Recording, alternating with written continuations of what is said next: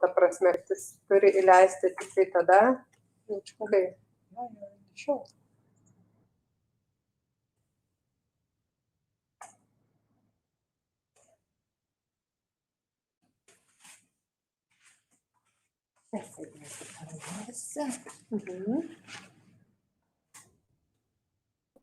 Hello, can you hear me? Yes. Yes. Yes. I paused the session in Ermit, so it's temporarily paused, so we can talk here. Because if I bring you to this place now, it's being broadcasted to Ermit, so everyone could see, except if I stop, I pause the session in Ermit. That's what I did. So it's paused in Ermit right now. So, are you ready? So we can. So Enrico, do I understand correctly? We can hear you only when we are broadcasted live, right? You can talk to me or hear me only if I'm here, right? If I'm not here, you can talk to me like we are talking now. So we should exchange messages on the private chat or WhatsApp as you prefer. But Yeah, I will follow the agenda, you know. So don't. Yeah, we need to write this to other panelists as well. Sorry? We need to write this to other panelists as well. Yes. I will include Seb, right? This specific stream that you are now during the panel. I will include this specific stream, also myself and Mazin, right? I have this. Eneva, exactly. Eneva. Yes. Then should we rename our login, because or it will not be visible actually? Yeah, for it has to be SCB, not SCB. So then we need to most likely log out and to log in with just SCB. Because but are you talking about the stream in StreamYard? Yes, about, you now see also on the screen, we see your name, Americo Pinto, and then we see SCB test. Yes. So most likely it's not test, we just need to. Yes, of course. You have to log out and log in again. Or let me see. Oh no, I can do it for you. I can do here just SAB. Just remove that. Is it okay now? Perfect. All right. So that's it. That's it.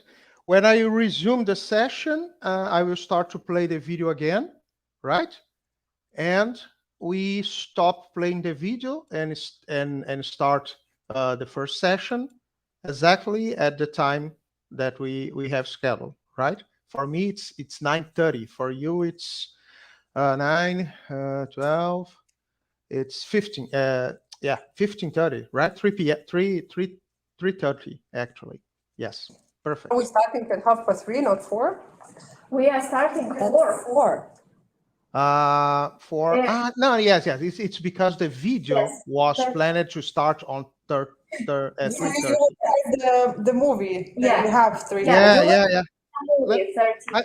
I have everything here now. Now it's open. Yes. 4 p.m.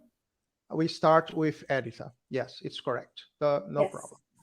So then you will be from here, right? So then it would be SCB. Yes. So you are alone somewhere here, and Yeah. So we will start with Edita. So we don't need to include anyone. It's just SCB, like we have now. I will not be here, right? It will be like this. Just a moment.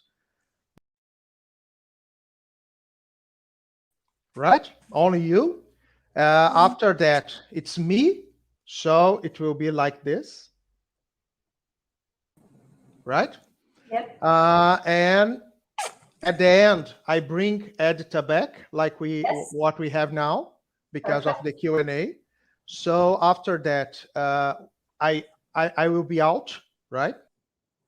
And only Edita, because Edita will present Eva, right? So when Eva, we will bring Eva, of course. When editor end the introduction, she will be out. We will have only Eva.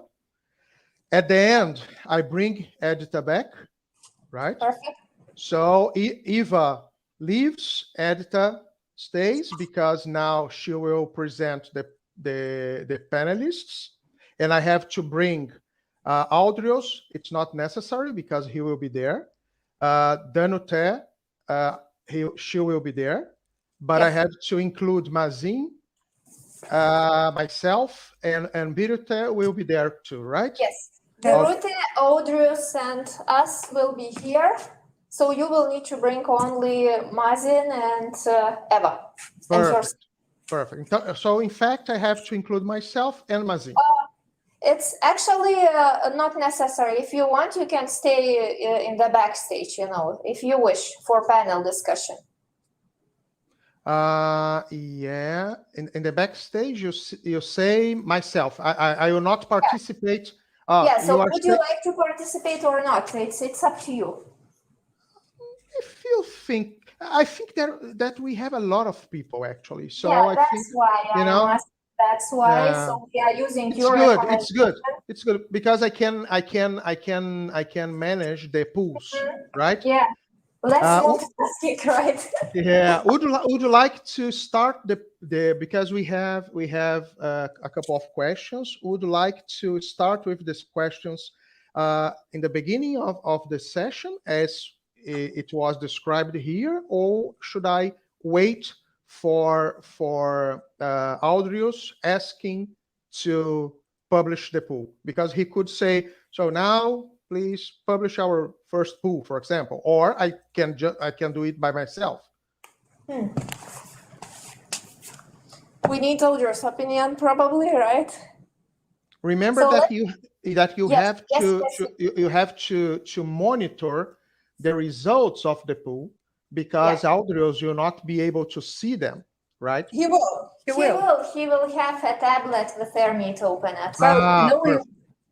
Knowing Audrius, I think he would prefer to manage himself. So because it's rather difficult on live tries to cooperate and see who is reading the comments and etc. So here, most likely, we will double check, but he will connect to Airmeet, muted, of course, and then we'll follow what is going on. Right, perfect. So it's up to him, right?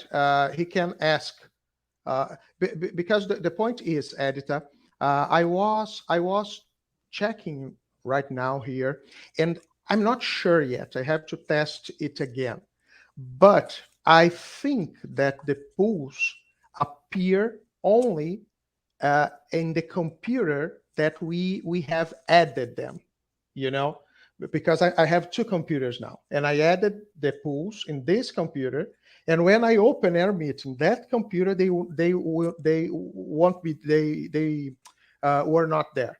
So I had to add them again. I don't have time to test it now if I'm right or not, but it means that if I'm right, Audrius will not be able to publish pools by himself. Actually, he will not be able to do that because he's not an admin. So it will be impossible. He has to ask me to do that. Yes. He could say, so I would like to ask our host. Don't need to mention my name. Our host to publish our first pool, and I'm gonna do that. Is it okay? Yes, I think it's okay. We'll let him know. I have a question. Now, when I open the Airmeet this is our meeting, it says that it starts on the 21st October and ends at 22nd. No, but it's in fact the session is paused. I think it's not a problem. I don't know exactly what's happening because I should test it, But when let me resume the session again. I think there is no one connected, right? So it's too early. So let's resume the session again, and probably you will see what is happening in Ermit now. Just a second. And it says it started. Yes, it started because I've started. The video was being played. Look, see if you can. It's connecting. Okay, so now it's live. So probably you will see what's happening in Ermit in a few seconds. Can you see that? I have not entered yet. I guess I should enter. But I need to enter as. Because the event in Ermit is already open. It's happening right now. So we are broadcasting to Ermit, and actually we are also broadcasting to the social networks too at the moment, right?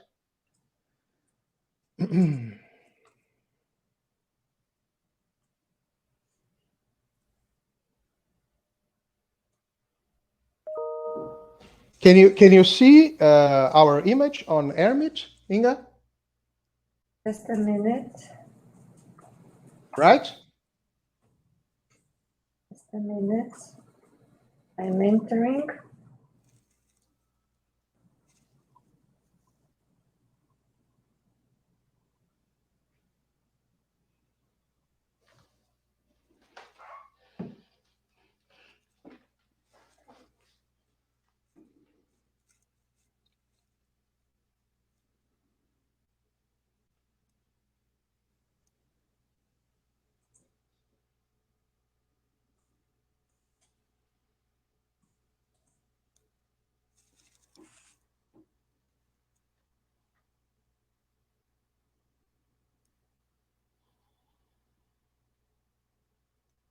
I can see.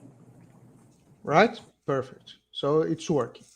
This is the opening session, right? The opening session. It's open now. It's like if it already started. We started it earlier, but it's not a problem. When we have the right time, editor will get in and start. What where I am. But America, is it so that for the ERMIT we are already broadcasting ourselves now? Yes, it's correct. Okay. When we stop our conversation, I will go back with the video. Okay. Okay. If you go to Facebook, if you go now to Facebook, YouTube, everything, you will see exactly what we are doing now. So then we need to stop most likely. Yeah. So if you are in the social networks, we are still organizing everything, right? So please wait a little more. In 1 hour, we will start.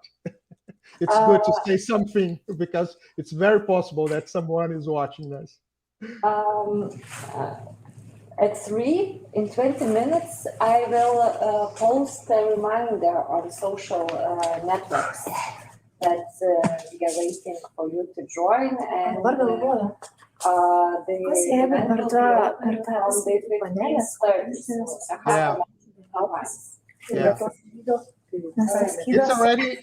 at this moment we are already live on all networks except LinkedIn, because LinkedIn we have to do it 15 minutes before the scheduled time. It doesn't accept starting earlier. But we are live at this moment in all social networks. So we will start the video now. Okay, so I will interrupt this now. I will go back with the video, right? And if you need to talk to me, private chat or WhatsApp, I'm monitoring everything here. Okay. All right. So a good event for all of us. Thank you. Ai čia kamera, aš tą. Audrey,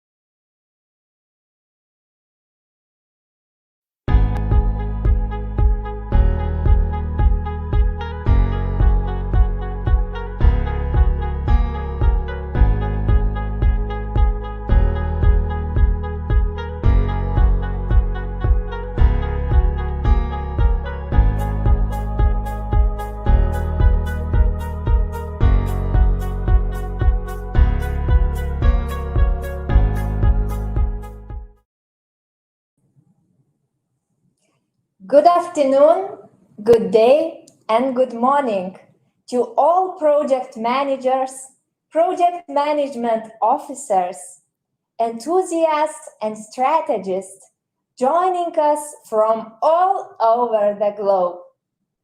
My name is Edita Kemzoraite, and I am happy to welcome everyone to this meetup on sustainable project management and PMO, hosted by SEB, powered by Pmo Global Alliance, and organized by Project Management United.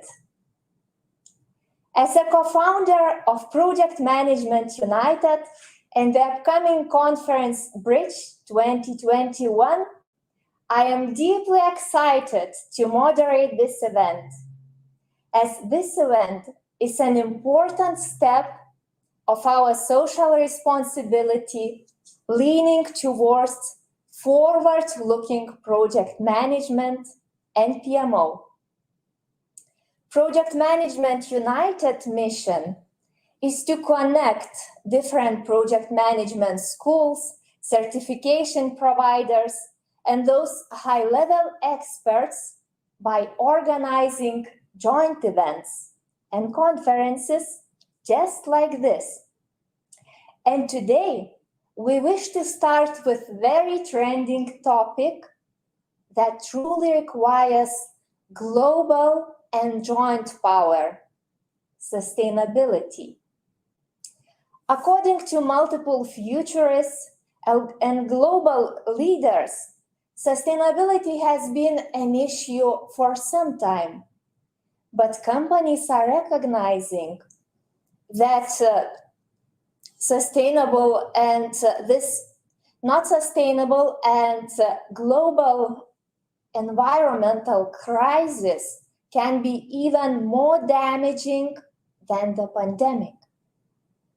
Therefore, every company needs to rethink their operations, their environmental impact, and how they are using their products in order to reduce carbon and water footprint, and also in order to increase their handprint by including innovative solutions and technologies. Supporting these ideas, we also think that every company needs to rethink their project management strategies as well. Therefore, on today's agenda, we have two significant keynotes and one panel discussion that are going to help us to identify the critical components for this forward-looking project management and PMO in alignment with sustainable ideas and strategies. With saying that, we are almost ready to start, but first, I would like to encourage everyone to be active, and let's keep this discussion as interactive as possible.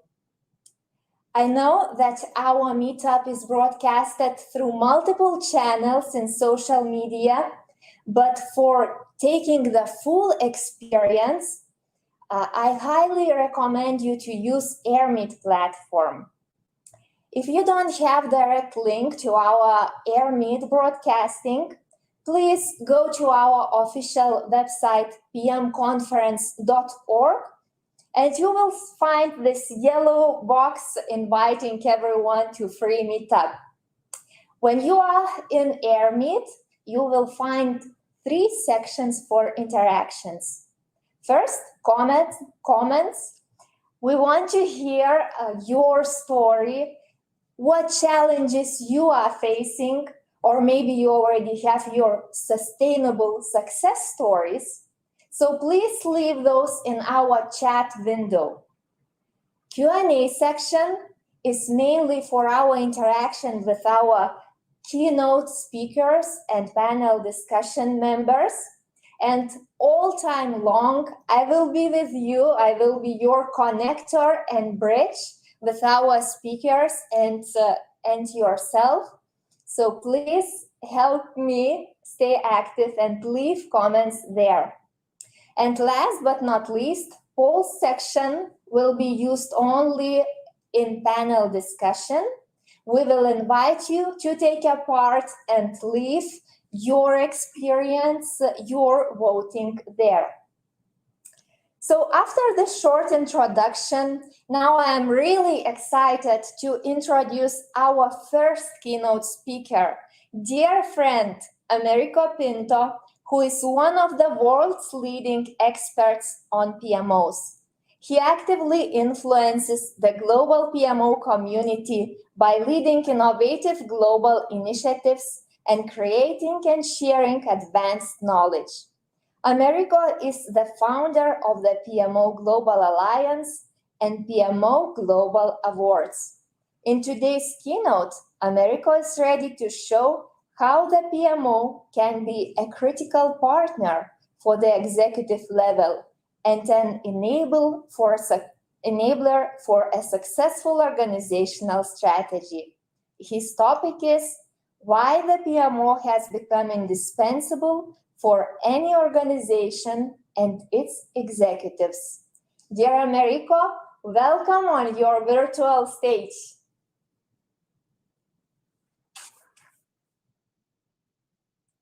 Please unmute yourself, Americo. We cannot hear you. Of course. I forgot that. So, Edita, thank you very much. It's my pleasure to participate. Thank you to you. Thank you to SEB, SEB. Thank you to all the organizers. It's a pleasure for me and for PMO Global Alliance to support this fantastic initiative. So today we will talk about a very interesting topic. It's a question, actually, why has the PMO become indispensable for any organization and its executives? It's a very good question, right? And the point is, instead of counting on me to answer this question, I will not do that today, right? Because I'm not the right person to answer this question. The one that should answer this question for you is your PMO. Is the PMO that you are setting up, is the PMO that already exists in your organization.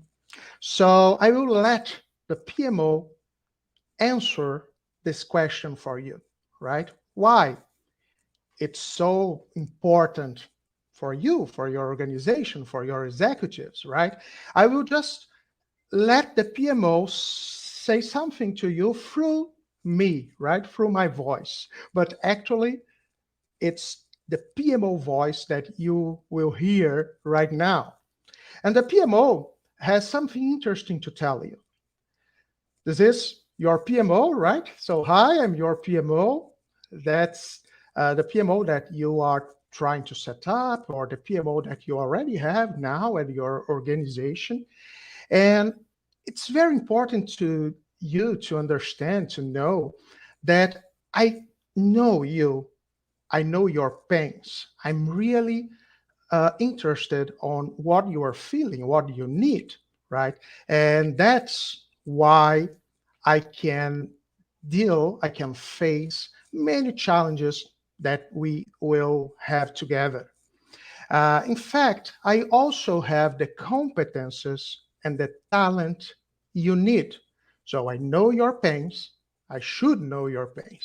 And I need the competence, the technical competences, you know, the soft skills, everything, and the talent to be a PMO. Because being a PMO is something very special, right? I create solutions that fit your expectations. That's something very important, right?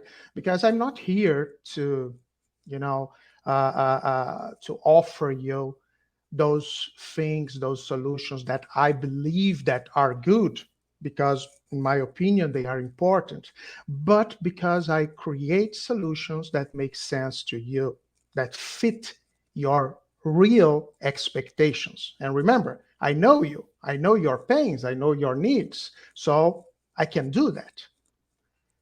I'm truly flexible and you have my full commitment to support you. That's something very important, because I'm not like, I don't believe that a PMO should be like this or should be like that, or that we should copy, some kind of model or magic pill that is being used for at another company, for example. No. I'm flexible enough to create something that makes sense to you, something that can be committed with your real needs, right? So, of course, we can be inspired by many companies, by many experiences, by many books, but you are my customer, you are my client, and you are the most important thing for me. I don't push what you don't need. Yes, I'm a PMO leader, right? I know a lot of possibilities and a lot of different possibilities in terms of things that we could do. But I'm not pushing you those things that are not for you. And why not? Because they will heal a pain that you don't have. I know your pains. I have to provide you those solutions, right? I have to prescribe to you those medicines that will heal your pain. So I'm not pushing you, oh, this is, you have to use this tool, or you have to use this approach, or you have to use this methodology. No. I know that it's not the right way. I'm here to show you the solutions that can be really useful and valuable for your day by day. However, I don't forget what is important to achieve your future goals. It looks just a detail, but it's not, because sometimes it's possible that you are not mature enough to understand that you have some pain, some needs, that in the future will be important for you. So what I'm saying is, if I try to push you the solutions right now, possibly you'll say, no, it's not important for me, I don't need it. But I know that you will need it. You just can't see it now, right? So I will be focused on providing you the solutions that you need right now, that you can see the value right now, but also I will seed. I will ensure that in the future, those things that will become important to you, and I know which they are, they will be there, they will be available. And sometimes we have to start seeding right now, or they will not be there when you need it, when you want it. Even when you still don't realize that, right? I know what you need in the future, even when you still don't realize that. And why? Because there is a lack of maturity in project management, and it's something normal, right? You are my customer, you are my executive, you are very good on our business, right? There's no doubt about that. But it's very normal that maybe there are some specific topics, the specific practices in project management, portfolio management, that they are quite new for you. It's part of the game. I have to understand that. In fact, I know that. And I will prepare you, I will sensibilize you, I will make you see at the right time, I will make you see how important it is for you. I know that it's all about partnership. So it means that I'm not here to tell you how you should do your job. You know that, right? I'm not here to tell you that you are doing something right or wrong. I'm not here to tell you, how things should be done in our company. No, that's not the idea. I'm here, I'm at your side because I understand the problems, the issues that you are, experiencing today. And I'm part of the problem, but I'm part of the solution. I'm here to be your partner. I'm here to understand what you need, to know your pains, to create solutions that make sense to you. I don't push you anything that you don't need. And I understand that everything is partnership. You have to see me as your partner, as someone, as an area, not only me as the leader, but all my team. You should see us as your partner. We are here to help you. We are here to make you get your results, right? And we believe that trust is given, not earned. That's something very important, because when we talk about partnership, it's easy just say that, right? But how can we reach this kind of thing, in a true way? And everything is based on trust. You will trust us. Maybe you already trust us. I hope so, right? But trust is something that is based on acts, on things that we do, on a feeling that we have to develop on you, and you can see, you can feel that we can make the difference for you.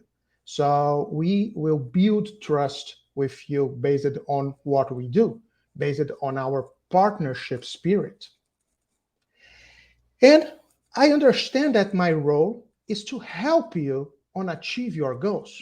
We are not here to do what we read in books. We are not here to do what someone told us that we should do. We are not here to do what, I don't know, PMI wrote, PMBOK. No. We are here to do everything that can help you to achieve your goals. So it means that sometimes we will adapt, we will be flexible. Sometimes we will recognize that what you need at this moment maybe is not the Ferrari, right? But in a very skeptical way, we understand that perhaps what you need now is an economic car, right? And it's much better than, just go on foot to somewhere, right? So we are here to understand your goals and to help you with them. Theory is important as a base for everything, but we are here to be practical and to be useful.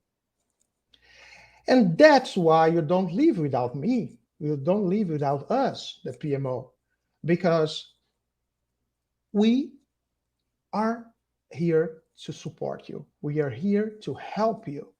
And you recognize and feel in your heart how valuable I am for your success. And that's something that makes all the difference.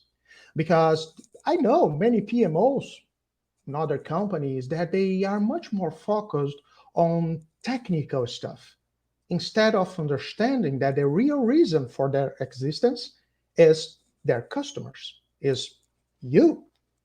And when I understand that, I will see that the best way to keep my PMO valuable and relevant for you is to make you feel that we are your partners. We are here to help. So many people talk about the value of us, right? The value of the PMOs. But the real value of the PMOs is this feeling that we will create in your heart, our customer, the feeling that we worth, So if I ask you, do you believe that we are really valuable? You will say, yes, I think so. And maybe if I ask, but why? You will say, I don't know how to explain in details why I believe that you are useful and valuable, but I feel that you are. That's what I need to survive and thrive, right? I need to be recognized in terms of feelings, much more than technical stuff, because technique, we adapt, we can be flexible, but this feeling, trust-based feeling, is something that should be built. And that's it. Hi, I'm your PMO, and it's my pleasure to serve you. Today, tomorrow, always, I'm here to be at your side. I'm here to make the difference. So everything that I told you now actually are things that every PMO leader should have in their mind. They should feel all of this, because PMOs in the future, right, more and more will be important for organizations, for the executives. That's what we see in the most well-succeeded PMOs. We see that all of them are focused on creating relationships with their customers, with their executives, but relationships based not only in the technical stuff. Technique, again, is just the way that you will get the benefits that are expected by your customers. So if you don't know them, if you believe that PMO should be like this, should be like that, if you try to use pre-established models, if you try to follow the most fancy PMO type, PMO model that was recently created, it's very possible that instead of delivering expectations, you will deliver a lot of technical stuff, very interesting technical stuff, but you are not sure that you are healing your customers. Maybe their pains are still there. And when someone asks them, hey, what do you think about the PMO? They will say, it's good. They are doing something good there. I see people saying that they are doing a good job, but in fact, I can't see how they are helping me. In my heart, I can feel that. And that's why many PMOs fail, because they can't create this kind of relationship with their customers. Instead of starting from the customer, their pains, and creating solutions, flexible solutions, and deliver the benefits expected, they do exactly the opposite. They start looking to themselves, looking internally, creating a fantastic technical stuff, but they are not sure if they really deliver what the expectations are, and if they are really healing the pains of their customers. So this is what I would like to tell you in a very how can I say, a little different way, because it's easy to say, what you should do. It's very easy. But the point is, how do you see yourself? Everything that we talked here today, if you work at a PMO, if you are implementing a PMO, if you have plans to do that, the way that you see your objectives are aligned with this history that I told you. If not, it's time to rethink your beliefs about PMOs if you want to be succeeded in the next years, right? So that's it. Let me see with Edita. Hey, Edita, can you hear me? Yes, America. Excellent. Many thanks for stepping into PMO's shoes. I think it's really great perspective.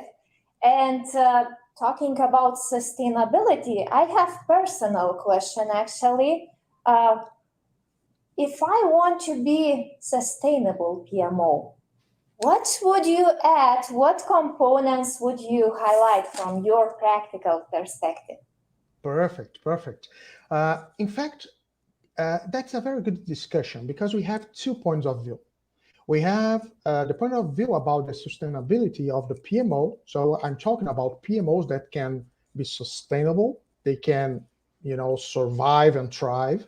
And we have PMOs that are contributing in terms of business sustainability. So they are supporting executives on this objective.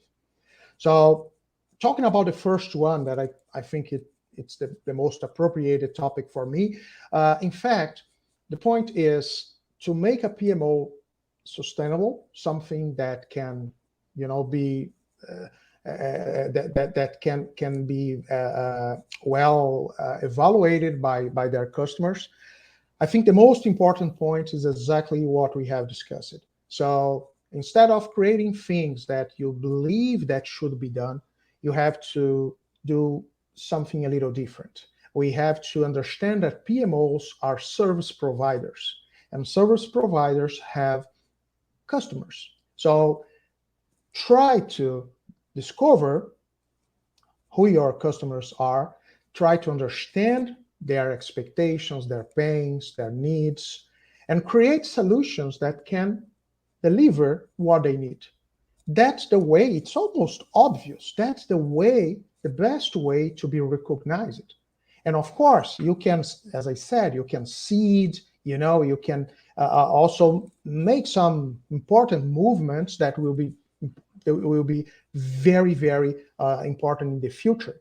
But at this moment, if you can generate an immediate perception of value, it will be very difficult to be sustainable, because step by step, day by day, you will lose support.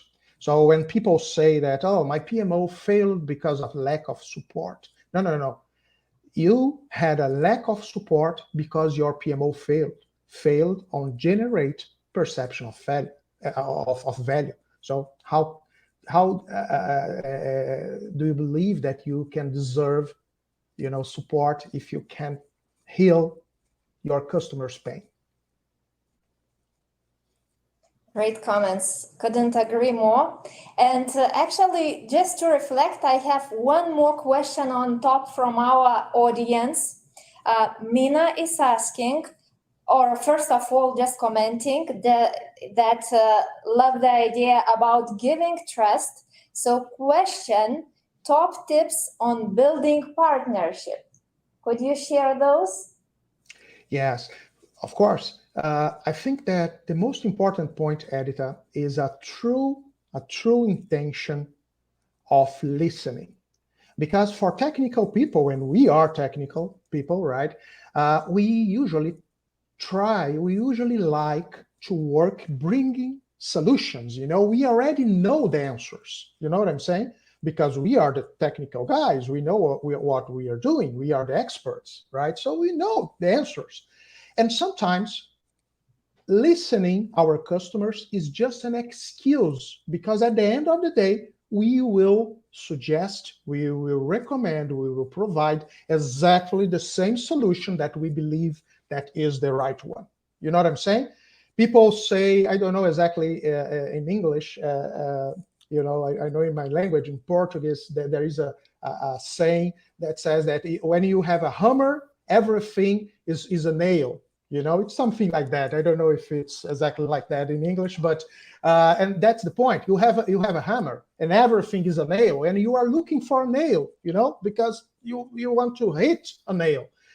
But sometimes you don't have nails. Your customers' needs are different, are something different.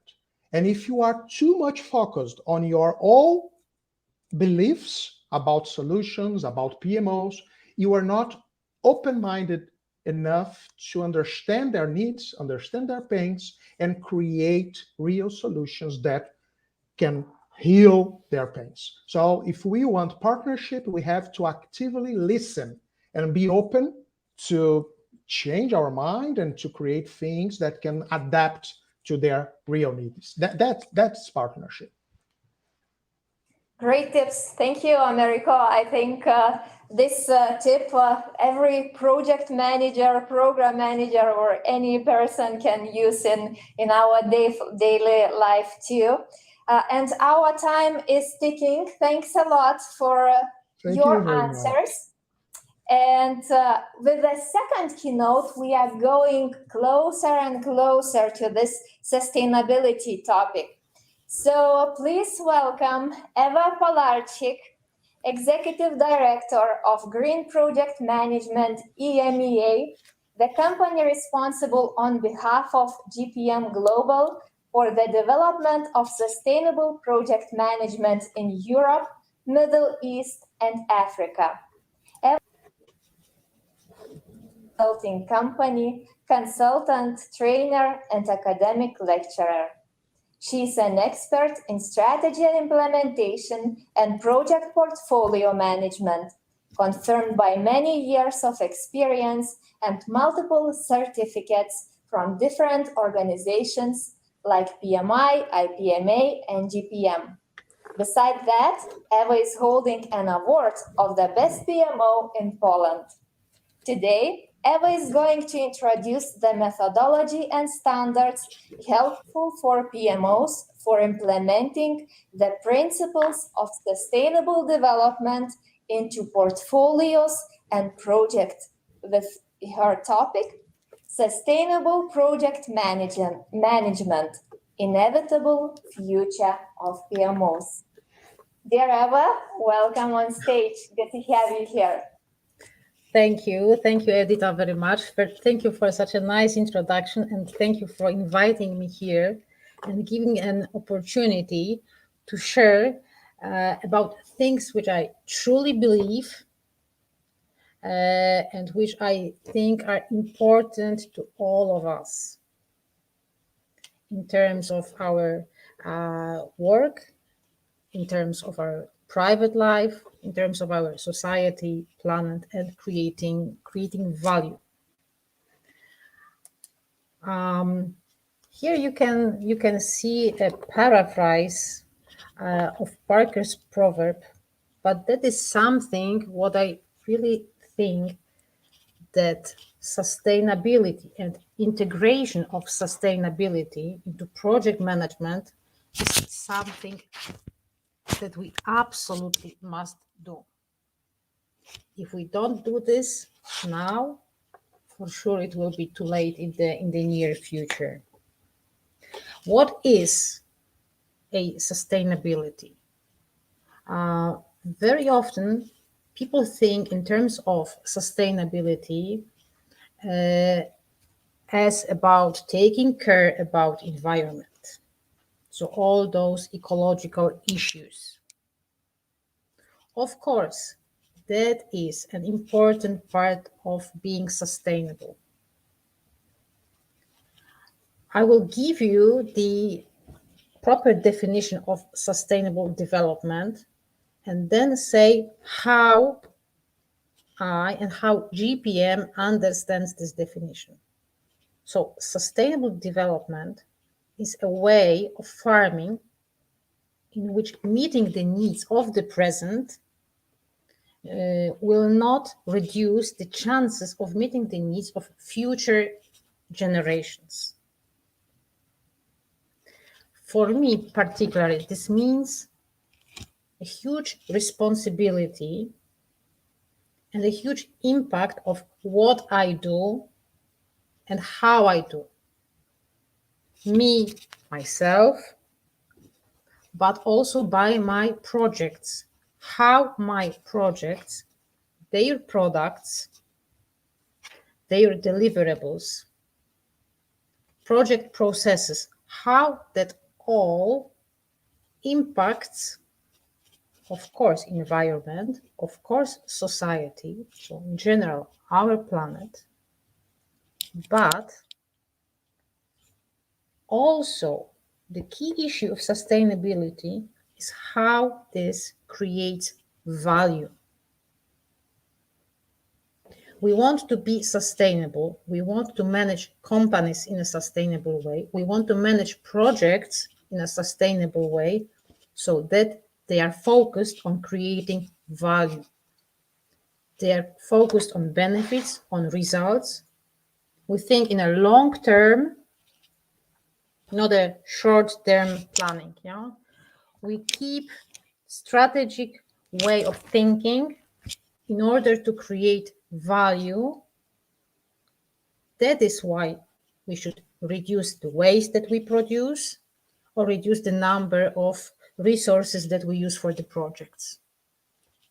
In a long-term value calculation.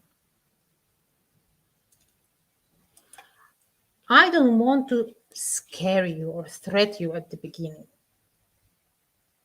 Although a few years ago, many people underestimated or even neglected the fact that humankind has a terrific impact on our climate. Right now, we are in the situation that scientific consensus is clear. It means that the discussion is no longer, is this happening? But it has shifted into the question, when will this happen? And how bad will it be? We actually know, we see them all around, that catastrophic changes are just around the corner. Either we live in Australia or America or here in Europe. What is the biggest challenge that the governments, that international organizations are facing is to ensure that the global temperature does not increase by an additional now 1.5 degrees Celsius. And what does it mean when we push, if we don't stop pushing the climate system to further extremes? What will be the costs? You can imagine that droughts can cut off water supplies from hundreds of millions of farmers, as well as those that feed global supply chains. What can cause deadly heat and sea level rises? It will render whole regions from the global map. That will lead to, like we call it, climate refugees, poverty, and more pandemics. So what is the problem and what is the sustainability in this system? Sustainability became such a buzzword that so many of us are using, not thinking exactly what sustainable means. What we as GPM teach and explain is that being sustainable means to create value. But looking at this graph, you can see that sustainability means causing no harm, not doing any harm, being neutral. So the problem is that all the conventional business and even, let's say, green initiatives, they are still below. It means still that is still a part of degenerating system.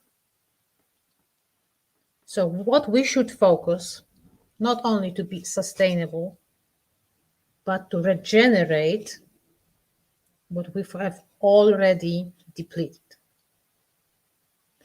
What I want to share and what makes me really happy is how people changed their mind on sustainability and problems of our planet. These are the brand new insights into sustainable project management carried out by GPM, a huge research initiatives. This have not been published yet because we have just completed that in September this year. But you can see that we have asked 33,000, more than 33,000 of participants from 103 countries, 30 industry, 28 different fields about how they perceive different aspects of sustainability and project management. Just to show you the industry breakdown, age range, top responding nations and roles. So you can see that most of them were project managers, program managers, portfolio managers, and consultants and executives. Mostly from consulting and strategy, education, engineering, and IT and construction region. And how those people see sustainability and project management. 97% believe projects and project management are integral to sustainable development. 99% of program and portfolio managers. And when you look into the group of project managers under the age of 35, you got 100%.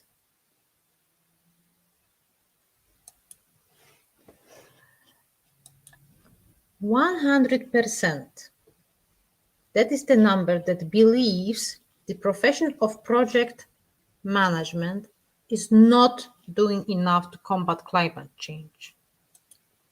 That is 100% also among program and portfolio managers and 75% among executives. Not doing enough. That's the perception. And how many of them, how many projects were under the impact of climate change? Again, 38% stated that extreme weather events such as flash floods, wildfires, sea level rise, as a direct impact from climate change, impacted their project work. In the field of construction, 54%, IT 33%, engineering 23%.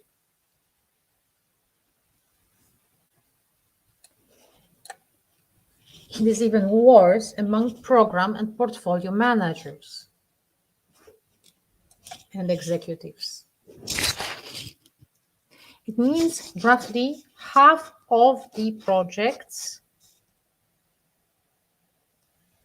were under the impact of climate change. Well, even for those who neglect, who underestimate, who don't trust the numbers, who don't trust scientific research and surveys, fortunately, I can say that either they won't or not. International bodies, governments see the negative impact of humankind on climate change and see how urgent it is to start acting. I have just picked a few regulations that will put on projects, project funding, project reporting, and all our operations, new rules, new obligations on how we manage our projects. Starting from, just for the European Union, Paris Agreement, European Union Green Deal, Fit for 55. These are large packages of new regulations which will force companies to fit, to obey and report how they impact on society and on environment. When you look into EU taxonomy, if you want to get some funds for your projects, you will have to report what is the percent you spend or earn from initiatives that support environment, that support societies. There are drafts of reporting regulations. There are recommendations for management boards, supervisory boards in companies on how they should assure that the companies are managed in a sustainable way. So in this new world that is coming, what are the challenges of sustainable development and PMOs? So on one hand, when there is a strategy, there is a portfolio of projects, PMO must assure that they are in line with SDGs. SDGs are Sustainable Development Goals defined by United Nations. How they support SDGs so that then the company can prove, can report, can see how sustainable overall it is. Another challenge is to comply to all those new regulations. On previous slide, that was just a brief, very short outlook on the new regulations. There are many, many inside of them. Another challenge is the common lack of knowledge of methodologies and standards on how to implement sustainability into projects. And after all, how to gain a sustainable competitive advantage, how to create value, how to mitigate risks. Because just referring to what I've said at the beginning, this is not only the method to take care of environment, to take care of our people and society, but to create value, to create competitive advantage. When you look into the standards, taking the new edition of PMI's PMBOK, or when you look into IPMA, other individual competence baseline or project excellence baseline, all of them, and also other standards, say that sustainability is important.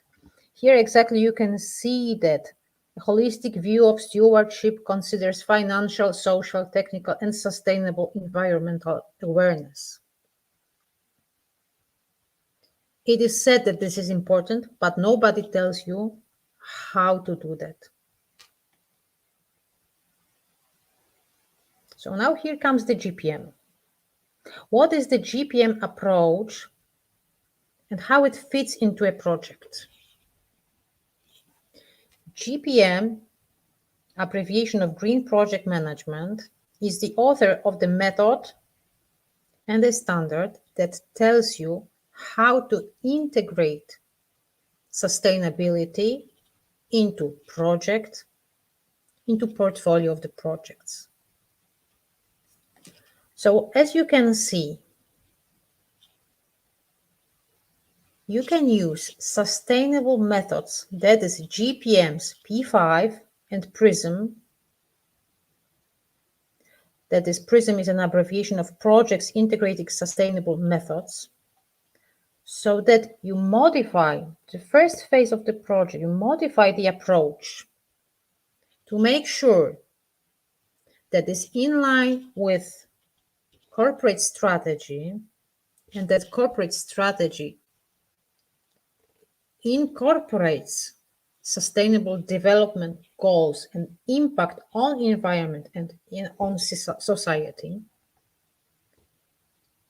Then you know how to manage a project in a sustainable way. It changes your look on the outcome. You don't stop thinking about the project when you produce the product. There is a much longer term of how the product is being used and reused. You can assess the project and say how sustainable it is. You got your monetary benefits, you got sustainability benefits, you got benefits for people, planet, and prosperity.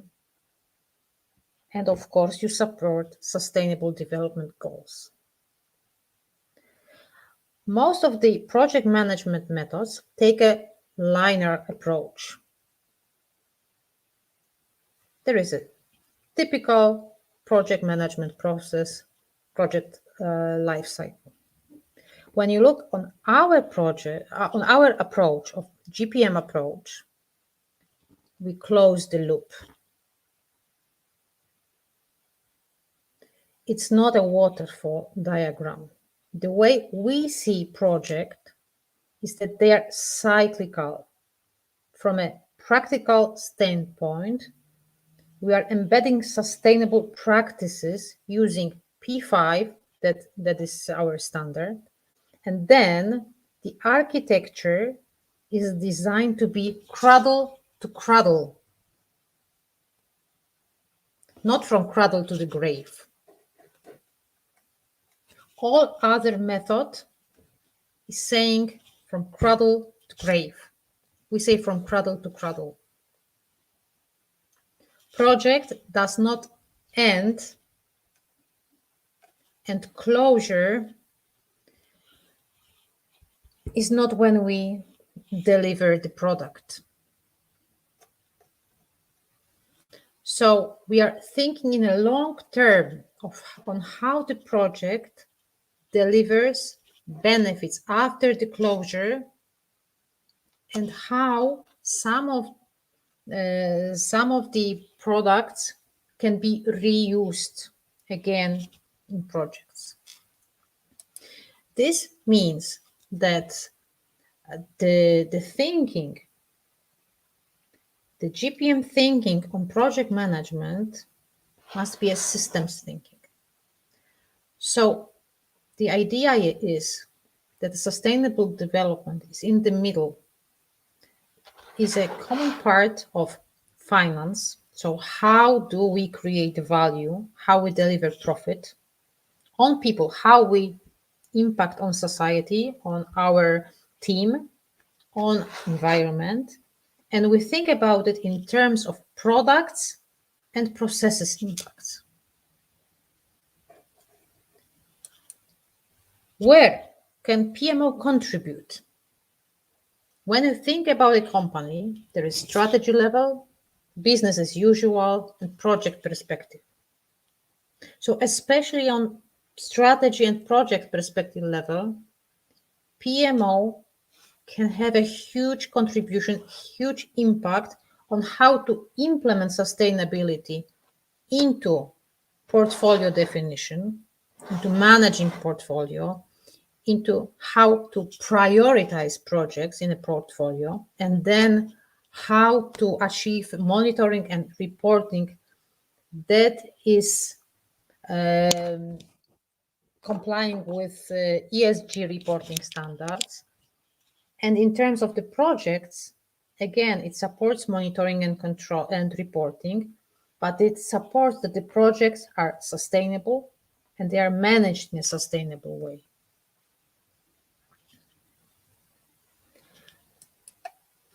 So the role of the PMO, just to structurize that.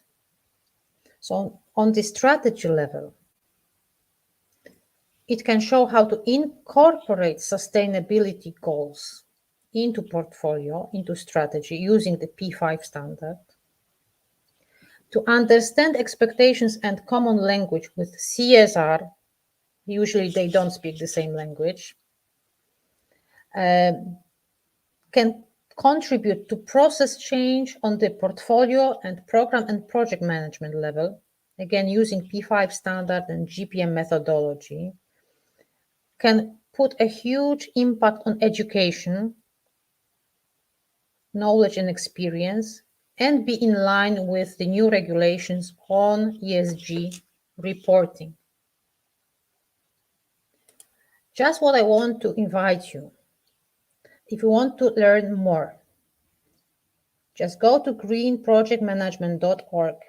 You can find the P5 standard and download it for free, just to learn more how to integrate sustainability into project management.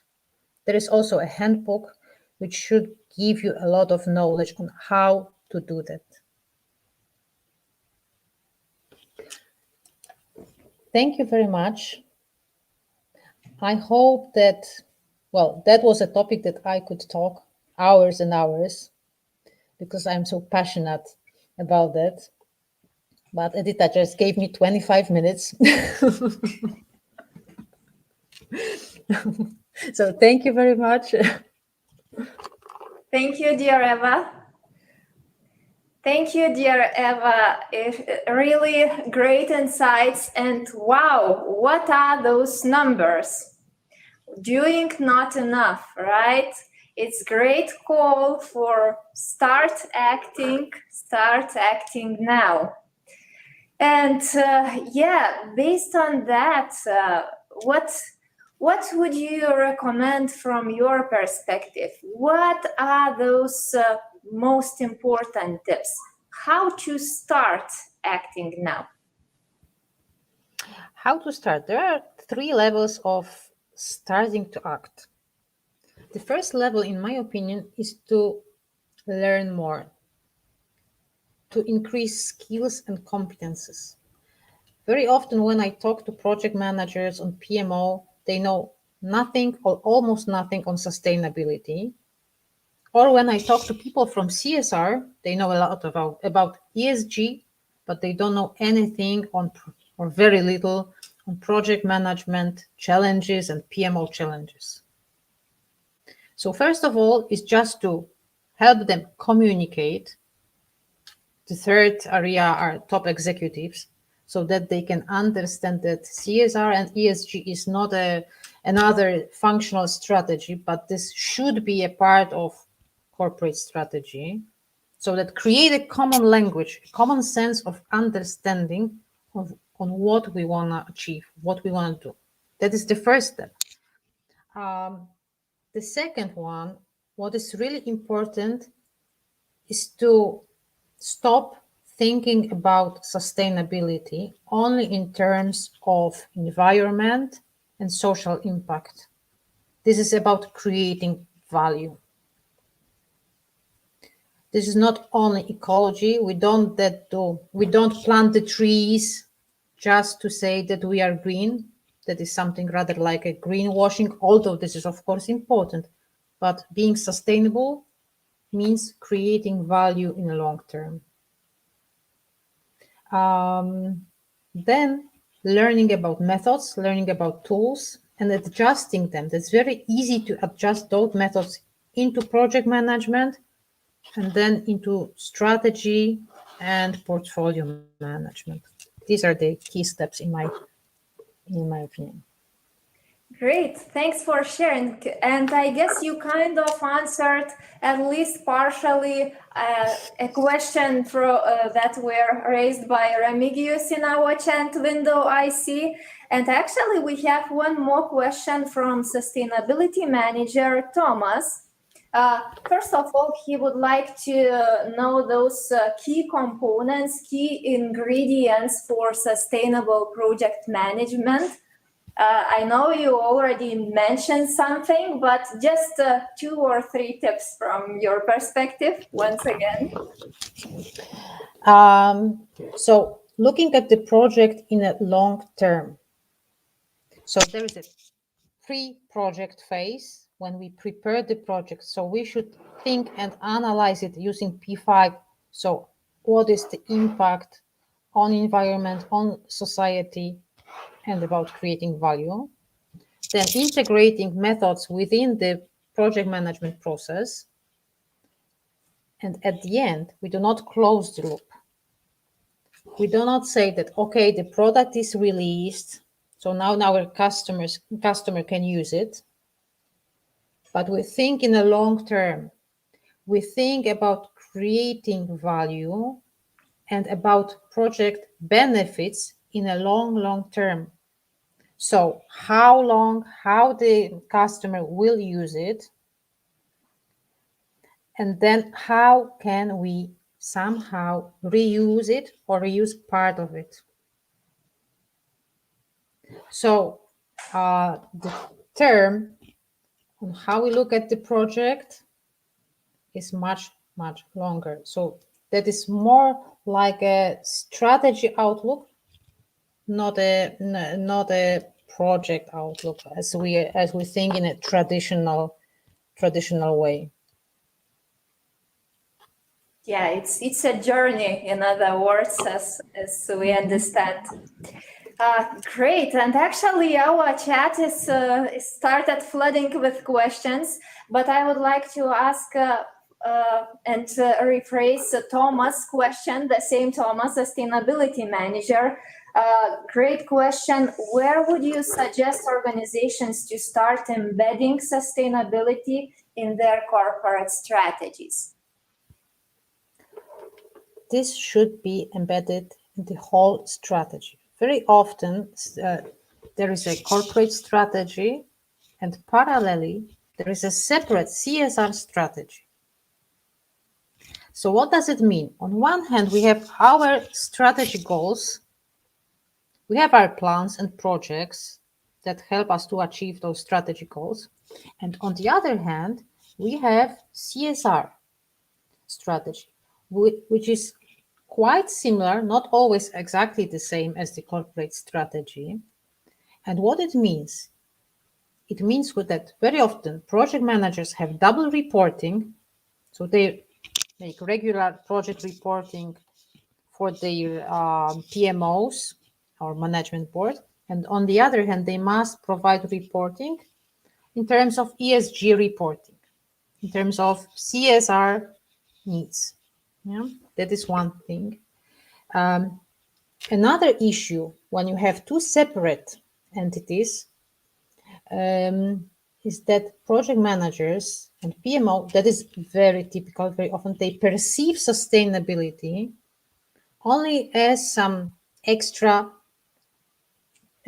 reporting job, something that is not truly necessary, something that is more like PR, marketing, something that, helps the company to look green. So integrating those sustainable goals into strategy should help you to achieve more money, because this is about creating value. If we have an opportunity during the discussion, I can give one or two examples that maybe will be easier. And it helps people to understand that this is not only extra reporting, this is not only marketing, this is not only PR, but the real change that we can do. Yeah. Great answer.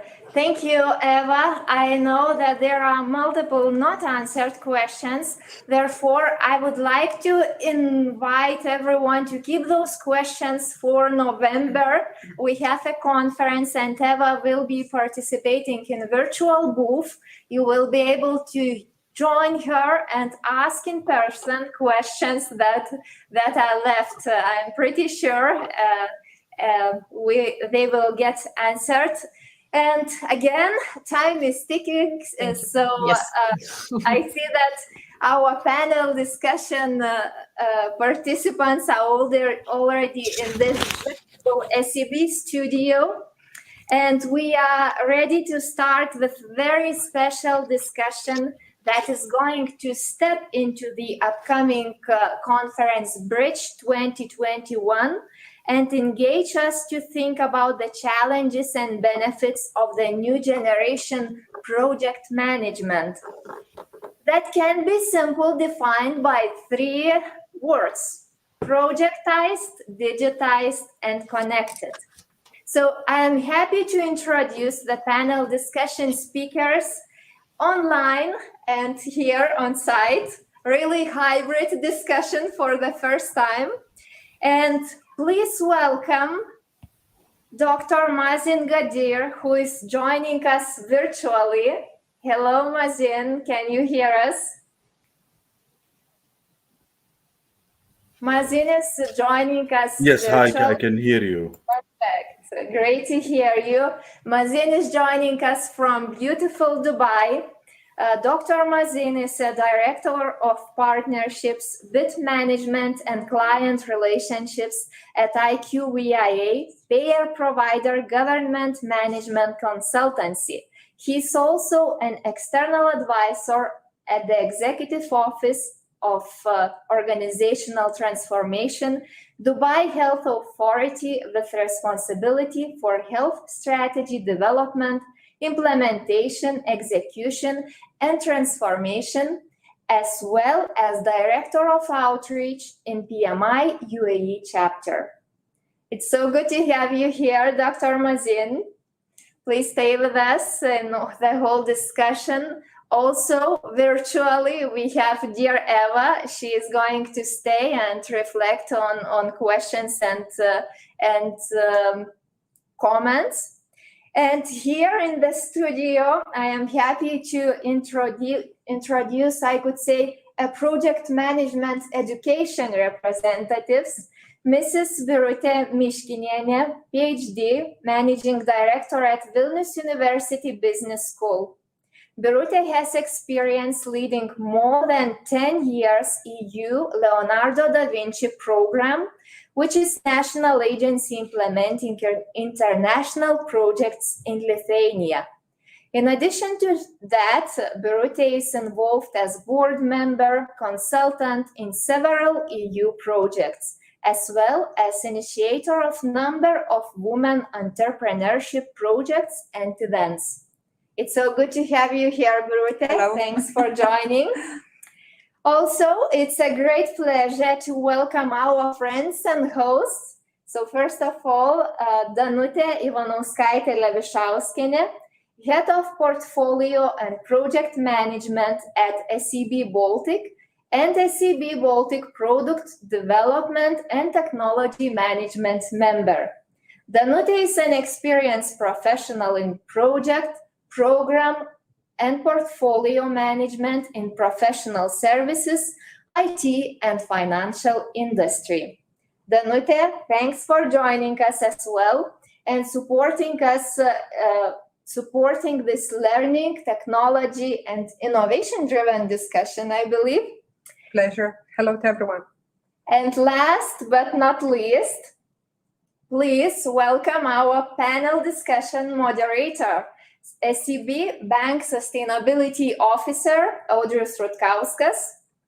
Audrey's background and experience is very diverse, from managing projects and operations in one of the largest logistic companies in the world, being responsible for client success at a London-based startup, to more recently managing SEB Innovation Center, and now being responsible for sustainability agenda in SEB Lithuania. Audrey, first of all, thanks for including us to our sustainability agenda, and thanks for taking this important role.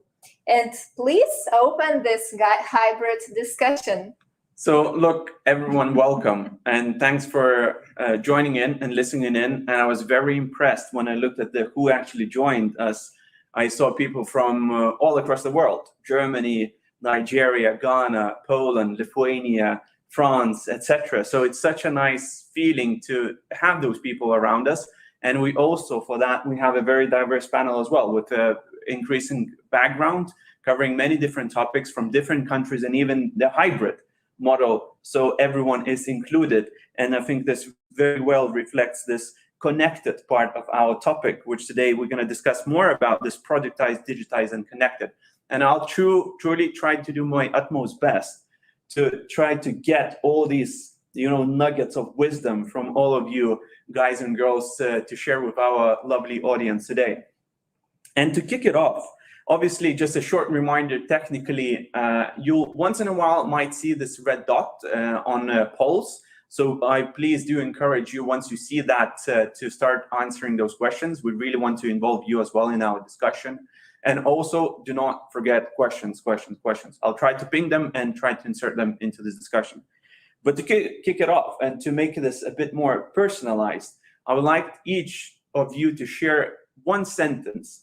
Why do you love project management so much? And what is this exciting bit for you whenever people say project management? So maybe Danutė, we'll kick it off from you. Yeah, so great. So first of all, for me, project management is not a skill. For me, it's a profession.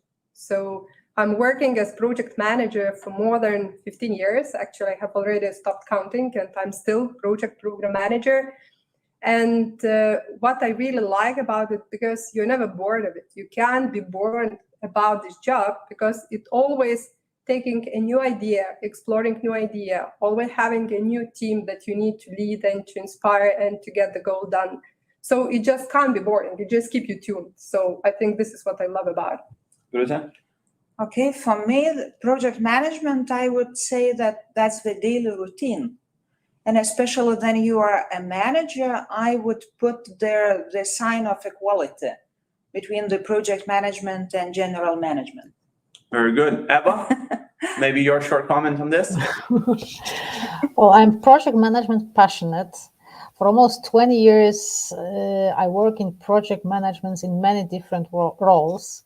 But what I most love about it is that from the chaos that is at the very, very beginning, when you put a lot of effort, a lot of teamwork, when you struggle with deadline, then you achieve goals and you provide value. And that is something I love. Very good. Excellent answer. And Dr. Mazin? So I think what I wanted to focus on, maybe the value driven and value based approach, which is it's become the trend of the new project management economy, as was mentioned by Edita. So being value driven, outcome driven, and it has become the most important aspect of how specifically in the international market across the different other regions like the Middle East and North Africa. Very good. And our host did it. Yeah, I could just note on everything what's been already said. And probably personally, I feel that every project to me is like learning curve. And I feel that I am learning new language every time, because in every new project, you learn something. And most importantly, you need to find this right way of working, because each project is different and people are different. Very good. And I think I would like to really kick off this in a more kind of the question which might be on a lot of people's heads, right? So obviously, in the past couple of years, a lot of things changed. And what our usually status quo of project management for especially larger organizations, whenever you could go and meet people and influence stakeholders, right, and get the answer there and there, we moved more to this virtual world. So my question for you is, what type of benefits do you see in this digital or remote first environment versus these challenges in this, I would say, in this quite difficult time, right? Whenever we encountered pandemic, etc. So I don't know who wants to kick it off, but maybe let's start from Dr. Mazin. If you could shed some light about this digital versus physical environments in project management, key benefits and key challenges for you. So I think the key benefits or some of the disruption that has happened with a beneficial and a valuable outcome is the fact that the customers and your stakeholders need to be connected. So obviously, the importance of having physical connection, the human-to-human interaction is always going to be valuable. And the pandemic times has showed us that you can run a PMO on a digital and a virtual platform. But again, when it comes to the people side of running your projects and handling conflicts and negotiating resolutions and whatnot, there is nothing much more valuable than the physical interaction. However, so the beauty of the pandemic, or if I may say so, is that the digital enablers, the digital tools that we have now has extended our capabilities to run PMOs with a more agile fashion. But it has highlighted the importance of physical connection, specifically as you deal with your daily activities. Yes, you can't do Miro to do a brainstorming session. However, you use Miro or you use some of those beautiful tools that are out there, Slido, to get interaction over virtual tools, but you'll still have to have those physical meetings and interaction to actually get the PMO running to achieve stakeholder engagement, to look at milestones, to look at actually resolution of any challenges and obstacles, managing your risk register. I mean, again, these are important aspects that you can see when you look at physical PMO, where you have that more stakeholder, more people engagement capabilities. But again, the benefits of digital, obviously your flexibility to reach a wider angle of stakeholders, using tools to document, easier tools and a much more innovative tools that you can communicate information. So no longer do you have to wait for example, physical meetings to take place. You can do still with virtual meetings and then spice it up with physical interactions. But I think the pros and cons, maybe there are areas that physical PMOs would be playing a huge part, specifically when you do interactions, negotiating milestones, cost and time constraints and whatnot. But the virtual part could enable you better your communication, your change management aspect as your PMO run, and use maybe the analytics tool to look at a wider specs of how you run your projects. I don't know if that answered your some of that question. No, it's a great thoughts and great ideas. And Eva, but what about you? What do you think are these practical, really kind of challenges, and how do you come to solve them? Well, I think that most of us noticed that when we went digital, most of the meetings started to become shorter. I used to spend all my days on meetings, my corporate life, going from one meeting to another, and there are so many of them. And then suddenly, less meetings, shorter meetings, but on the other hand, the work is still going. The progress is being achieved. So that is something wow for me. Also, I've noticed that people were more focused on what they do. They could be, more focused, staying at home, doing their job, and, to complete their work, their task quicker. But on the other hand, of course, what Dr. Mazin has already just said, there is a huge problem with group integration, with informal meetings, informal discussions, relations, which are so important in project management, in project team. It is much more difficult to communicate in such an informal way with another team member when you do that and you see each other on the screen. When you compare that, when you go to the office kitchen and have coffee together, there is no space to talk about half private things, which are so crucial and so important to raise new ideas or to solve conflicts. We've become more formal when we communicate using digital tools. So that is the area that I think is most challenging for us, and that there is such a lack of integration within the group. There is no such a team effect that we used to have before. It's more difficult to solve some misunderstandings when we are remote.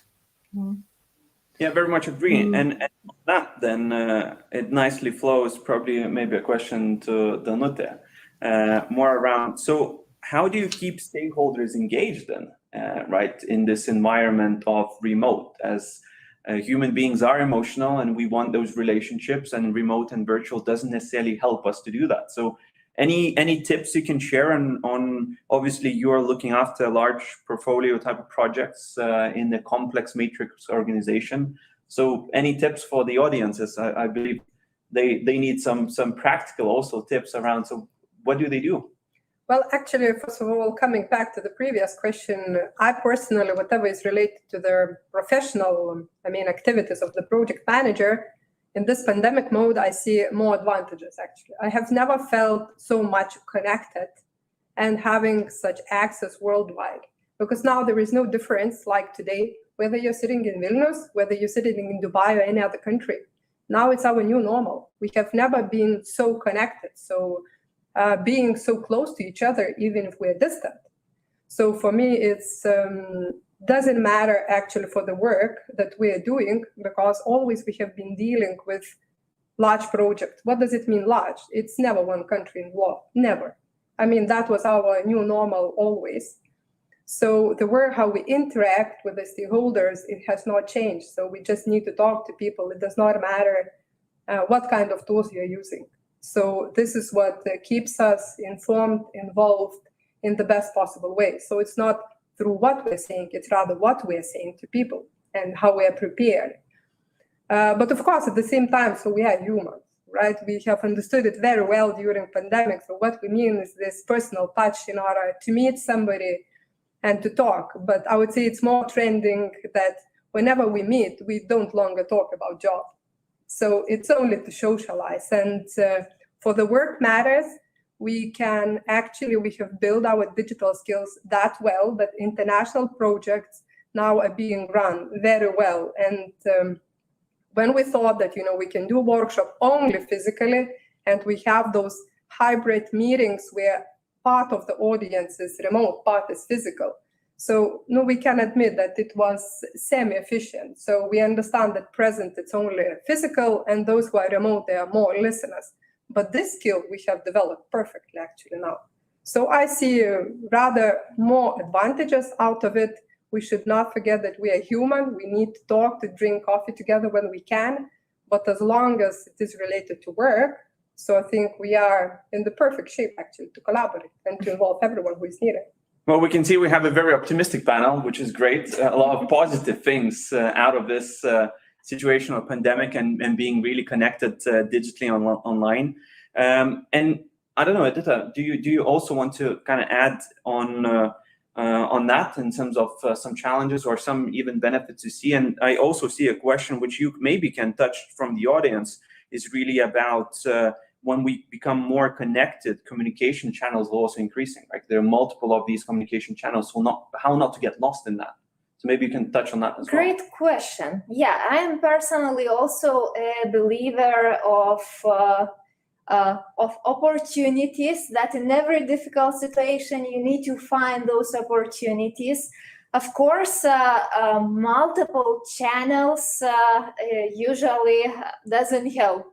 So probably my tip and what I use from practical perspective, try to keep everything in one place. Choose one tool which is useful for your team, and communicate there. So probably this is what helps me a lot in every project. And I couldn't say that I have single tool I am using every time. As I mentioned, projects are different, and you need to negotiate with your team what tools they love, and you need to listen what is already been said. So I think you can reduce communication channels by communicating with your team what are the ground rules and what tools you are going to use.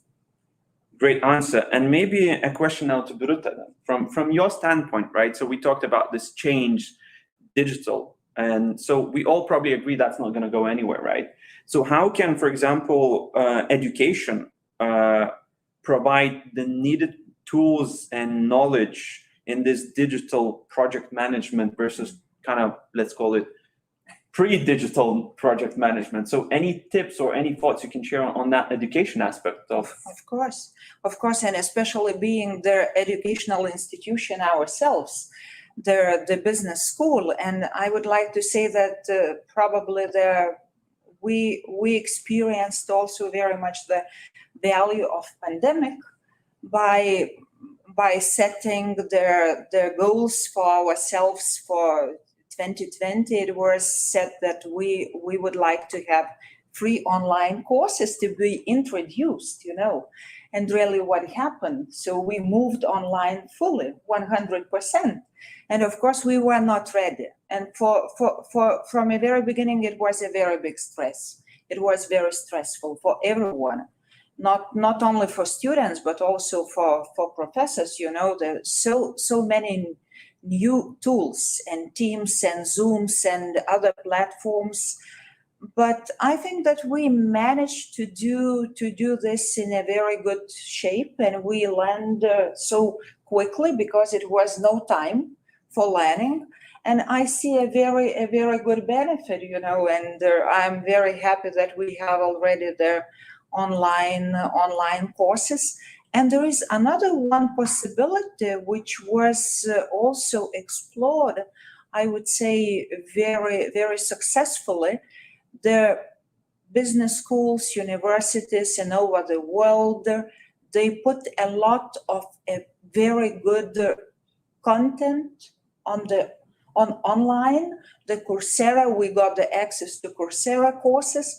So really, it was a very good learning opportunities to everyone, for myself as well.